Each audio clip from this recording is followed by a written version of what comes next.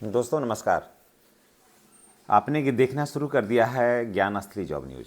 दोस्तों आज बात करेंगे विद्यालय सहायक और विद्यालय परिचारिका कि क्या अपडेट है, क्या स्थिति है। बहुत सारे बच्चे कमेंट कर रहे थे कि सर इसका अपडेट दीजिए, तो मैं सोचा कि चलो आज आपको अपडेट दे देता हूँ। कुछ बातों को आपको ध्यान में रखना है कि इसकी क्या स्थिति बन करके आ रही है, क्या स्थिति उभर के आएगी।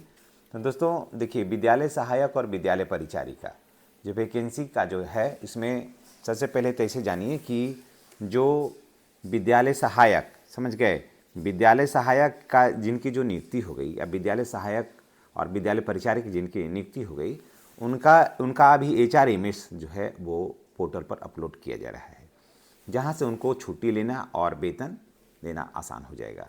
दूसरी बात कि ये सारा कुछ क्लियर हो गया है और ये अनुकंपा से जुड़ा हुआ मैटर था ना, तो इसके वजह से अनुकंपा से जुड़ा हुआ मैटर को रहने की वजह से वैकेंसी में विलम्ब हुआ। लेकिन अब सभी बाधाएं जो है, इसकी जो सारी समस्याएं हैं वो समाप्त हो गई है। अब कहीं कोई बाधा नहीं है, ना कोई समस्या है। तो अब आपको करना क्या है, और आपको मैं वैकेंसी के बारे में जानकारी दे देता हूँ। देखिए, इसमें सबसे पहले इसमें 2 वैकेंसियाँ एक साथ चलती है, विद्यालय सहायक का और विद्यालय परिचारिका, समझ गए। तो विद्यालय सहायक में जो है वो इंटर है, विद्यालय सहायक में इंटर है, और विद्यालय परिचारी में मैट्रिक है, ठीक है। पेमेंट भी मैं आपको बता दे रहा हूँ कि विद्यालय सहायक में पेमेंट है 30 से 32 हज़ार रुपया, और विद्यालय परिचारी में है 28 हज़ार रुपया, जो पहले से ज़्यादा हो गया है। पहले था कम ही, अब उससे मैंने 10-10 हज़ार रुपये की वृद्धि हो गई, ठीक है। अनुकंपा का जो मैटर था वो लगभग अब सॉर्ट आउट हो गया। और इसमें एक और भी बात है कि इसमें अधिक उम्र वाले का, यानी कि अगर आपका उम्र 45 से 48 साल भी अगर होगा तो भी आपका सिलेक्शन होगा। आप कहिएगा कि क्यों, आज तक तो ऐसा कभी नहीं हुआ है। तो जी हाँ, मैं आपको बता दे रहा हूँ कि एक ऐसी वैकेंसी है जो जिसमें काफ़ी प्रतीक्षा की जा रही थी और समय हुआ है, इसलिए सरकार इस वैकेंसी में लगभग 48-50 साल उम्र तक के लोगों को भी इसमें छूट देने वाली है। तो इसलिए अगर आपके पास उम्र कम बच रहा हो या आपको अन्य वैकेंसियाँ से उम्र पार हो गया हो, तो इस वैकेंसी में आप आवेदन कर सकते हैं, ट्राई आप कर सकते हैं, समझ गए। फिर एक और भी बात मैं बता रहा हूँ कि पहले कंप्यूटर की जानकारी की बात हो रही तो सर्टिफिकेट का, तो सर्टिफिकेट अगर नहीं भी रहेगा ना, तो भी आप विद्यालय सहायक के लिए आप आवेदन कर सकते हैं, समझ गए। कुछ अपडेट हम दे रहे हैं आपको कि विद्यालय सहायक के लिए आप आवेदन कर सकते हैं, और बशर्ते आपको इंग्लिश या हिंदी का टाइपिंग आना चाहिए। अगर आपके पास लैपटॉप है और ये सब चीज़ों की जानकारी आप रखते हैं तो निश्चित रूप से करिए। और एक चीज़ और भी मैं बता दे रहा हूँ कि अगर आप पास कर जाते हैं, बाय द वे आपको टाइपिंग का ज्ञान नहीं है और आपके पास मेरिट है और विद्यालय सहायक में आप पास कर जाते हैं, क्लर्क की वैकेंसी जो है उसमें आप पास कर जाते हैं, परीक्षा में पास कर जाते हैं, तो आपके पास 2-3 महीना रहेगा विद्यालय में योगदान करने का, समझ गए। जैसे पिछले वाला को विद्यालय में योगदान करने का और कार्यभार तक देखने का, तो आप अगर जो चाहिएगा तो नियुक्ति के बाद भी आप उसको सीख सकते हैं। 3 महीना में टाइपिंग खूब आराम से आदमी सीख लेता है। और ऐसा नहीं है कि बहुत ज़्यादा लेटर टाइप करना, ये सब एक दिन में बहुत 1 लेटर टाइप करना रहता है, या विद्यालय में या 2 लेटर टाइप करना होता है बस, और बाकी फॉर्मेट बना रहता है, उसको भरना रहता है। तो ये सब चीज़ को आप 3 महीना हार्डली अगर आप कर लीजिएगा ना, तब हो जाएगा। और घर में ही अगर सिलेक्शन हो जाएगा तो 8-10 हज़ार रुपया लगा करके वो कंप्यूटर ले लेना है और 200-250 रुपया में कीबोर्ड ले लेना है। घर में बैठ करके कुछ कोचिंग संस्थान में एडमिशन ले लीजिए और घर बैठ के बाकी करिएगा। जितना प्रैक्टिस करिएगा उतना ज़्यादा फायदा होगा।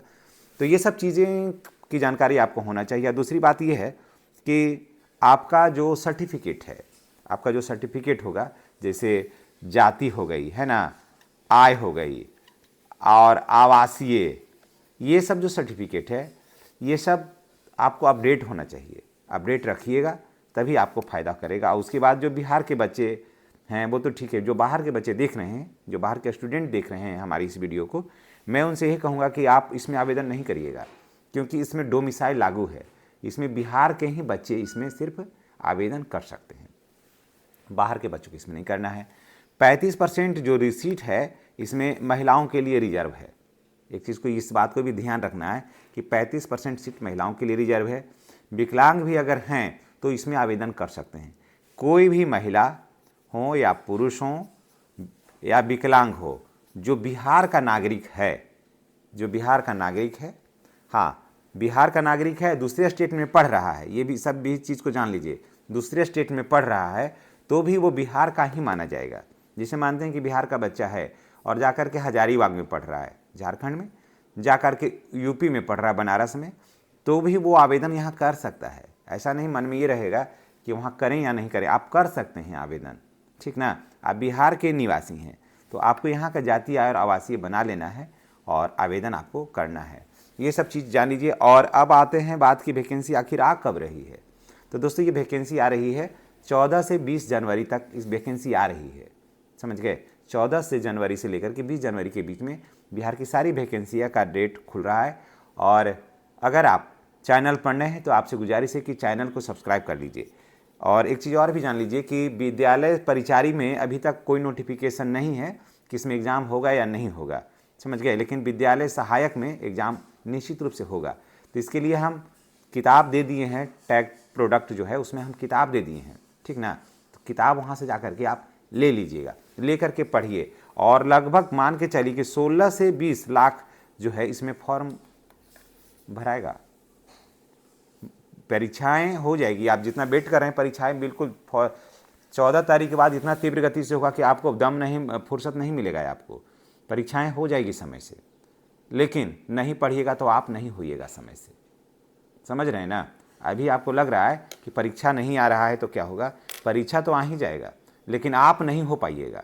अब आप सोच रहे हैं कि मैं यहाँ पर व्यंग कर रहा हूँ, नहीं, आपको पढ़ना होगा। क्योंकि देखिए 16 से 20 लाख इसमें आवेदन होगा, है ना।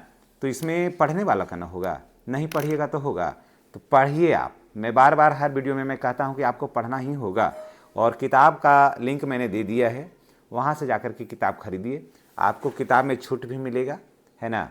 तो आपको पढ़िए, आप पढ़िए। हम जो भी मेरे वीडियो को देख रहे हैं, हमारी शुभकामना, हमारा आशीर्वाद उनके साथ है।